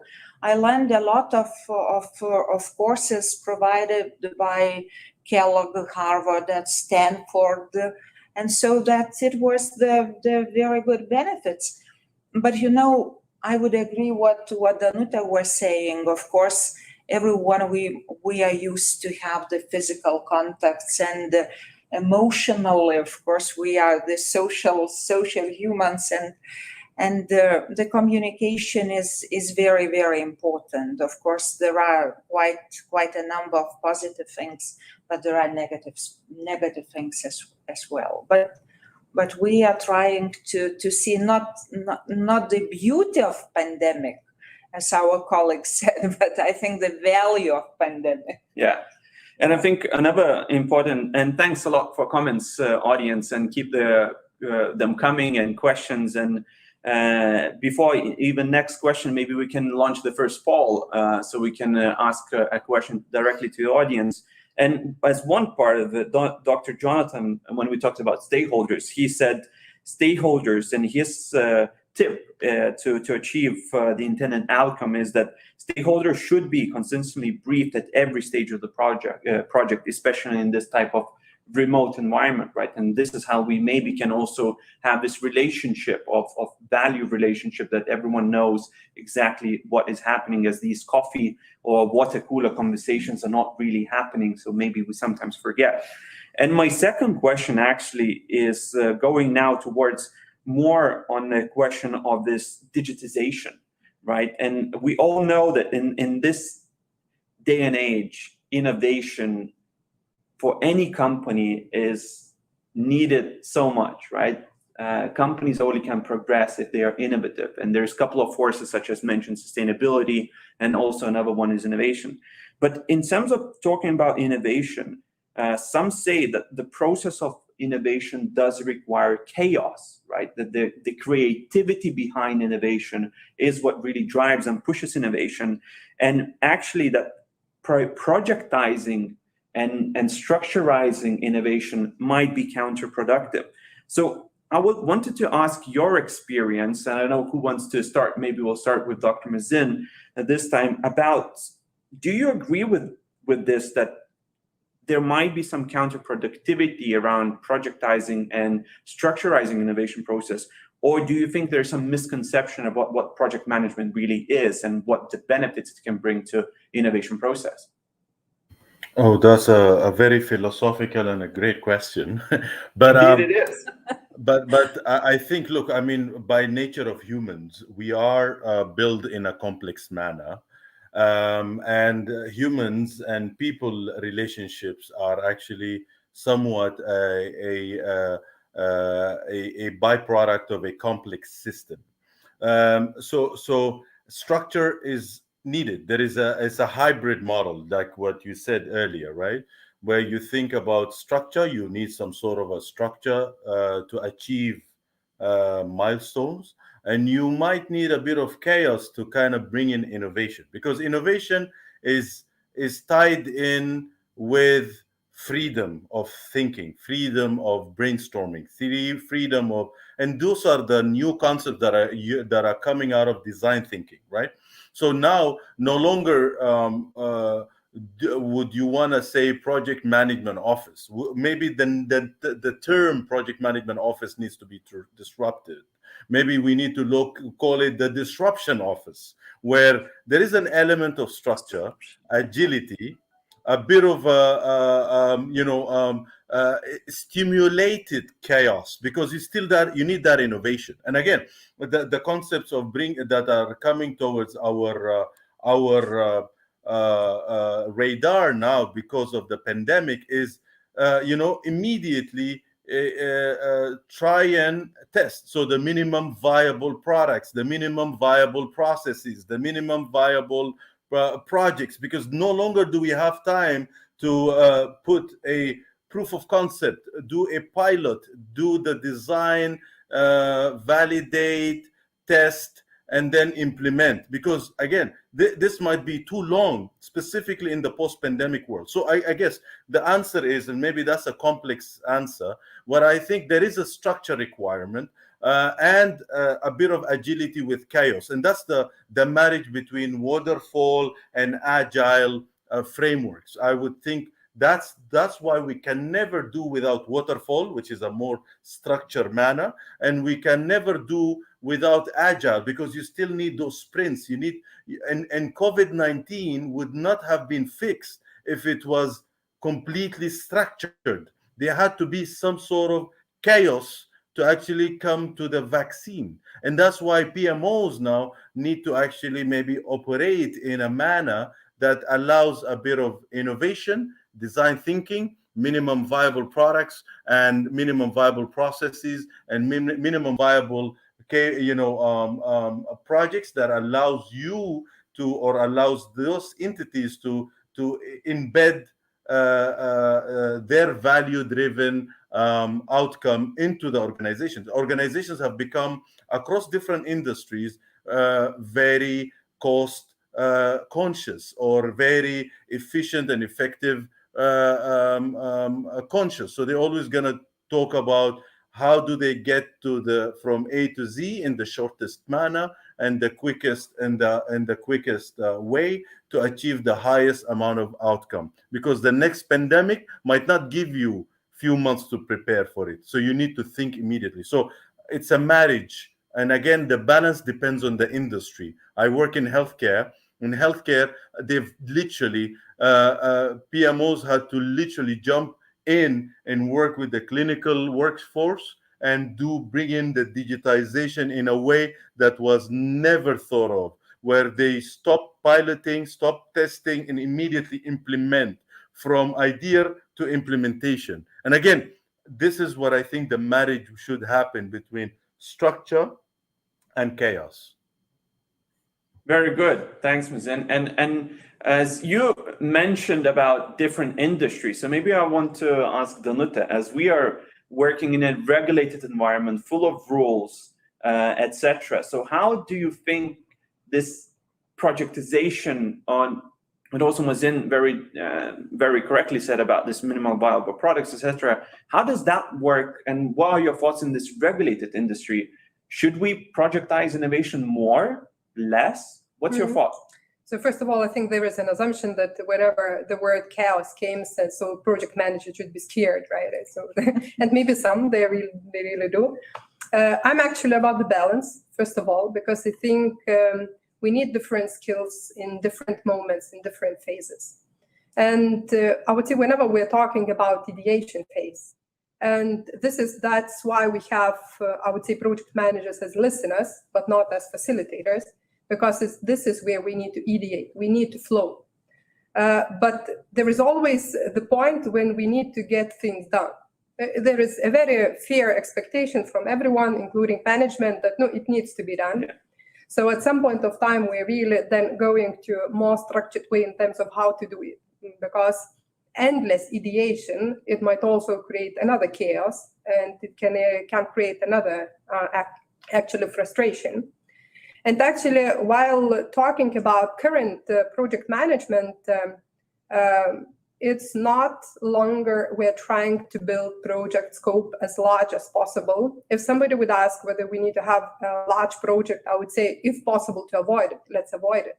So the key goal that our project managers have is to split in pieces, to split into pieces as reasonable as possible in order to get it going through. So now it's not building the big scope, rather trying to chunk it. So it's totally different direction that we had many years ago. And also, I would say project management, it does not replace the process which are inside organization. And yes, there are industries which are highly regulated, and we just need to accept it. So project management process, they're not replacing the level of bureaucracy or the level of risk mitigants that need to be for that specific industry. But where experienced project managers can help is to navigate through this process in the most efficient manner. So to drive through the change which is needed in order to be compliant, in order to have it on the proper quality, aligned with the stakeholders, multiple stakeholders, in order to get it done in the best and most efficient way. So this is how I see. So in regulated environments, let's admit it is a challenge, but we also understand what kind of responsibility we bear in front of society, in front of our client employees. So that's very natural. So every change we do in digital environment related to the data is the biggest asset all over the world. So we should, protect it in the best possible way. And at the same time to drive the change to the extent we can and the fastest we can. Good. Edita, what's your take on chaos versus projects? Are they mutually exclusive, or can they live together and coexist very nicely? I think, of course, that in nowadays changing environment, project managers needs to, level up their skills and be ready for anything happens, as Danute already mentioned. So I believe project manager's role should be that in any chaotic situation, as chaotic it is as possible, they need to have a plan. What's next, and how we can adjust. So I personally believe that project managers can help to lead the team to the end result, but they always need to stay on top on what is happening and find the right solution. Okay, Birute, what's your idea on this? I was just listening very carefully, and I was trying to remember the design of our international project management program, and I'm getting a lot of good insights, and I think that I fully agree what was just said previously. Very good. Yeah, that's a very diverse and explicit situation the project manager is. And I think just to reflect on that, nowadays, project managers also need to, as I said, go to this more pragmatic level, and they need to be skilled enough, in which project stage, what exact method they need to use. Is it agile? Is it waterfall? What's next, right? So it requires learning and skills. Yeah, but I think that it should be the set of soft skills and technical skills as well. Totally That's the combination, Yeah. And Eva, maybe from your standpoint, right? Any tips how project managers could embrace chaos and could really embrace this innovation area as such? So what's your experience and what's your tips on that? Okay, just one maybe comment that, of course, I agree that project processes, procedures, regulations are necessary because they help to structurize the chaos. They help to structurize how we should proceed with the projects. But I have seen many projects that were killed by processes by those standards. All the innovation was completely zero after that. Chaos is important for the creativity, but actually I would say not even chaos, but having fun. When you go into the research, when people are most creative is when they have fun, when they are passionate about something. One more thing about it is to give people space to make them feel safe in the project environment. There was a large research made by Google. There was such a project, Aristoteles, that is nicely described by Csr Strategy in the book Smarter, Faster, Better. They searched for the recipe for the perfect project team, the most effective project team. The project, they searched more than 170 project teams. There was no pattern. But what they discovered is that the most effective teams and then projects are when people have space to freely communicate, when every project team member has space to share ideas, but also to share fears, problems. There is no domination of one or two or three project team members. Everybody has space, and those people are feeling free, they're feeling open to talk about nice things and about problems.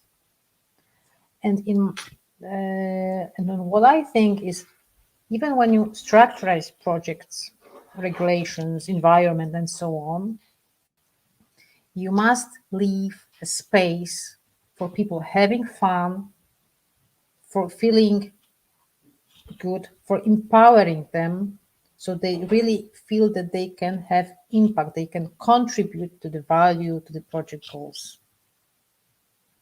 So that is some kind of a balance, again, between structurizing and flexible, I will not say chaotic, but flexible style of project management. Very good. Thanks for sharing that. And I think, as Dr. Mazin said, this was a very philosophical question. Let's move to a very practical one. And that practical question mostly relies about obviously adapting to this new way of working, right? And adapting to this new way of organizing and managing projects. And my question to you is more around what, some people adjusted to this better, some people adjusted to this, it took them a longer time. But my question is more around what practical tools really help each and every one of you, where you used it and you say, this is such a great tool which helps me to manage these projects much better. So I don't know, maybe Edita, from your side, was there any such tool? Maybe there's a collection of tools now, and maybe it's a secret of yours, competitive advantage, but maybe you can share to the audience who listens in what those practical tools are. Well, if you ask me in person, I love Microsoft Teams only because I keep everything there, right? But really, it's not a promotion. I think every virtual tool is as useful as your team agree to use it, and if you don't use it, if you lose it, that's a language, right? So every tool, if you learn about the features they have, and if you think how it can help you in practical way, could be useful. But I think my personal advice, first experiment, identify benefits and challenges, and then decide together with the team. Very good. Dr. Mazin? I think the secret sauce is in the simplicity. And that's what, COVID-19 has showed us, right? Getting to the plan depends on what you like to use and what is simple to use. I like, for example, Trello. I've learned Trello over the pandemic because we were running some projects in the Project Management Institute UAE chapter, and one of the volunteers taught me how to use Trello to manage my projects across that. And Trello was a beautiful tool, simple, easy. So again, it's as Edita said, I'm not I mean, come on, they don't pay me, I don't get a commission on that, but They should. The beauty of any tool is simplicity. We know the project management principles. We need to just use the simplest tools, the most interactive and collaborative tool that could actually fit your day-to-day activity. Because at the end of the day, the two questions that you need to ask: how are you going to tackle the challenge in front of you, and what value are you providing to your stakeholders and to your end users or clients? Very good. Eva? Well, I don't have one favorite tool that I'm using. Some of my clients are using MS Teams, some they're using Zoom, some are using Google Meets, and I just need to adopt when I have, for example, training or a project for them. So either I can make it on Teams or on Zoom. But there is, I think, all of these tools are really nice and friendly. I cannot say which one I like most. For sure, the problem is when I cannot choose and I cannot decide on one tool. So I have some data on MS Teams, some on Google, and some on others, different tools. But I would really love to have one tool and use only one tool. Just for documents edition, very often I work with my colleagues from different places on common documents. So what I really like is Google Docs, and when we can, all of us edit one Word document or Excel file. So that is something, but I cannot say that, I'm really satisfied about those tools because just there are too many of them. Yeah.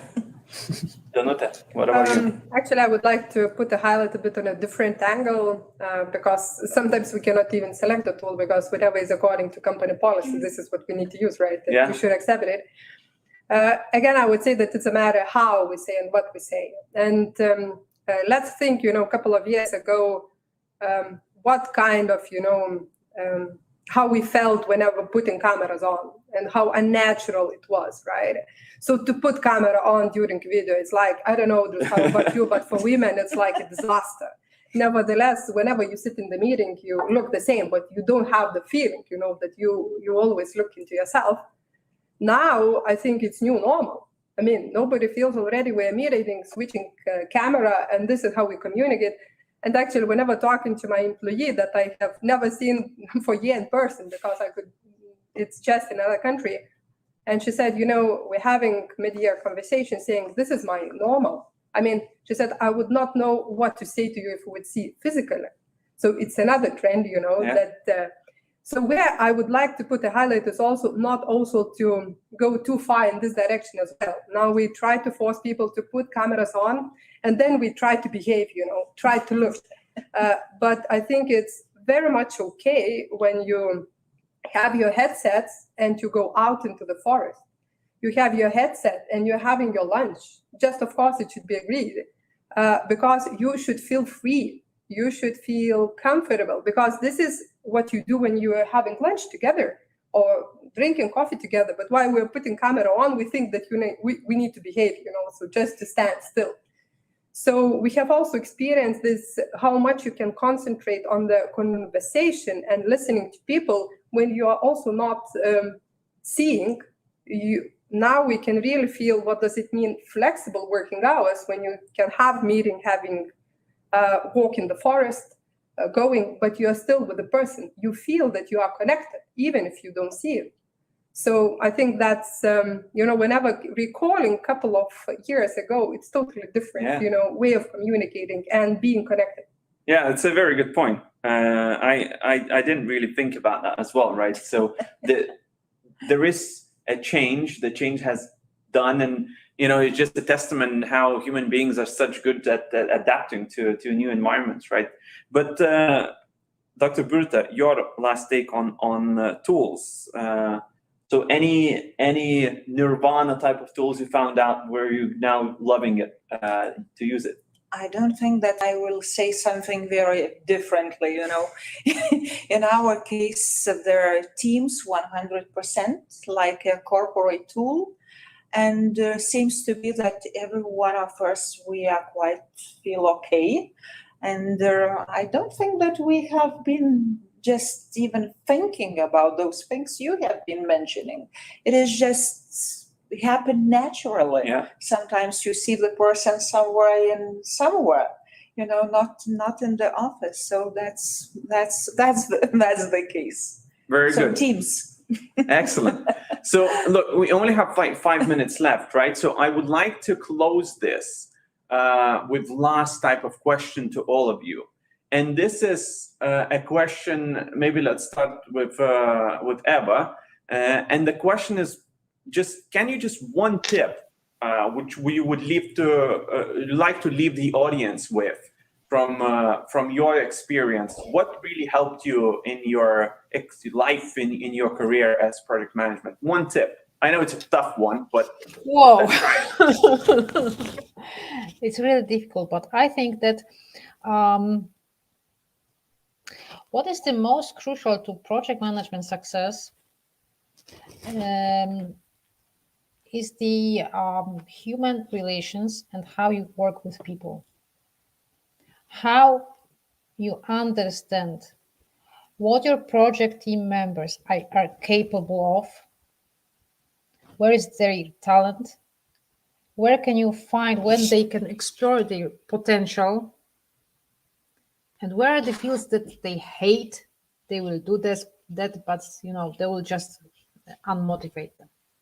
And for me, that is something really understand, to be empathetic, to understand people in my team, to make team the most interdisciplinary, so that we can share, and as a team, we can find all competences necessary for the project, but not to force people to do what they don't like. And that is difficult because very often people do not communicate it openly. Yeah. Thank you, Dr. Mzin. So I think what the COVID-19 has shown us that you know, there's a big enemy that we haven't thought of, you know, burnout and mental health, an important jewel called mental health. So what I've asked, my advice is positivity, specifically using emotional intelligence, as Eva has mentioned, right? Empathy is an important skill set. So positivity is what I would advise, specifically as you think out of the box, right? The simplicity, the art of simplicity, is a very good guiding principle when you look at project management and project management office activities, and try to be positive, to always look at the other side, is something that I think would be very necessary, because this drives the learning hunger. People, you have to be quick in learning and unlearning, and that requires a lot of positivity, because now your skill set, you're skilling up every day, and this is what flexibility requires it in the new normal. Awesome. Edita? Yeah, I probably would like to come back to our original topic, sustainability. And I wish everyone to gain this future first mindset, because damage is done and we don't know what else we can expect in the future. So let's stay flexible and adopt the situation, but also don't forget that future is coming and what we can do now. Danuta? I still pick two, so I can't choose one, so sorry for that. Because whenever somebody is asking, you know, so what is that project management about, what I need to learn, what kind of certificates I need to get, and etc. So whenever having those conversations with those who think about being a project manager, and of course with the full respect that you have quite a lot of knowledge in order to be able to apply, but But for me, project management is about common sense working together for the same value. I mean, it's that simple, or this is the task to make it simple. Maybe the beauty that common sense is not so common for everyone. So maybe that's the beauty of being, common sense. And the second one is that you should not be loved in or addicted to the approach idea that you have proposed, because there is no one correct way of doing things. So this is where flexibility comes. This is where listening comes. Because current project management organizations or teams, there is no longer any hierarchy, project manager and the team. It's the pool of people with different competences working together. There is no any hierarchy, it's just collaboration. So there is no one superior. So we just have different set of skills that we need to combine in the best way what we like to do most. Even if in your daily job you have different function, you might do in the project what you're really passionate about. So this is for me, what drives me forward. Thanks. And Dr. Gruta, to finalize it. Yeah, I'm just was listening, because I do represent the training providers. Yes, we are providing with the program of preparing the project managers, and I think that the content and context for us, that's a very sensitive issue. Just to redesign the program and make the content, which is the actual one, and hands-on, because that's a very practical profession. So it is not enough just to read some PMBOK or something else. So it is sense and innovation, creativity, leadership. That's the set of the tools the project manager should have nowadays. Very good. So as we're coming to close it, I would like to kind of maybe summarize today's discussion in a few key bullet points. So the first one, we found out that there's actually much more benefit in this connected world versus challenges, right? So a lot of us have talked about the benefits of being connected in this digital world. The second point is mostly that it's not mutually exclusive, that it doesn't necessarily mean that projects or structure is against chaos, even though at the first thought it might look like it, but those two can coexist and co-live. And when we talked about tools, there are many different tools, but I think the most important thing for everyone to understand is simplicity, and use it regardless of what people are offering you. Test it and use it what you think is the most simple one, because we also then make sure that others will be also much easier to onboard on those tools. And lastly, but not the least, about tips to people around project management and being successful is there are many different tips, and there's no one, as Danuta said, there's no one thing you should follow. But I think we can all agree that in this new world, we need to educate ourselves, be very flexible to our approach, and that will help us to be successful. And I really like Dr. Mazin's saying that it's a lot to do with positive outlook, empathy, because those things not only will help you to deal with the stakeholders, also will help you to be much more happy with yourself and your performance. So with that, I very much thank you all for connecting and being here with us. And Edita, your final remarks on the event, possibly.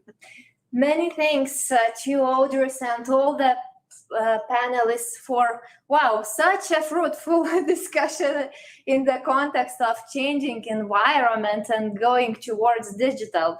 So I hope that every one of us took at least some practical tips.